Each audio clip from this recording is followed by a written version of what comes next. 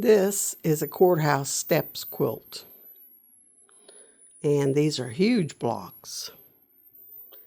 And typically, a courthouse step or a log cabin can have fullness in the blocks.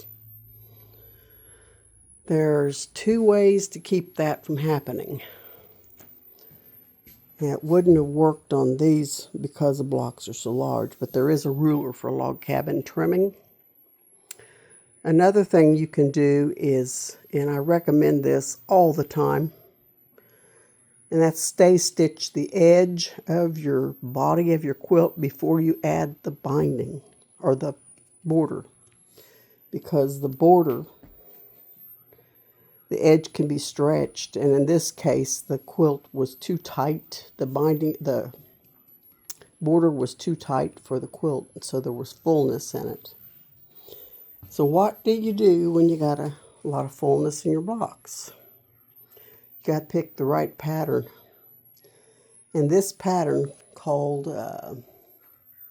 Catching Waves, I think it's a Christy Dillon pattern. Surprise, surprise, Christy does good patterns. Anyway, it ate up the fullness, and this quilt looks just gorgeous now. The person who made it didn't like it. I have a feeling she had problems with it or trouble with it, and it's why she doesn't like it. But when she sees it after it's bound, I think she's going to be pleasantly surprised. This is what it looked like on the computer. There's the pattern itself, Catching Waves. And it's all totally finished now. Had an uneven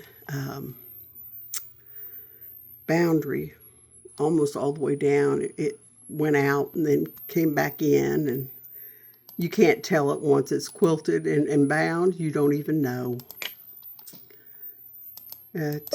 Sometimes you can defeat yourself by telling yourself something can't be quilted, and then after you do it, it comes out that good.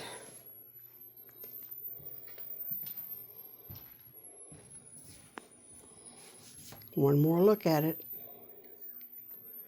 It's beautiful. Let's get close. Can't even tell it had that fullness in there.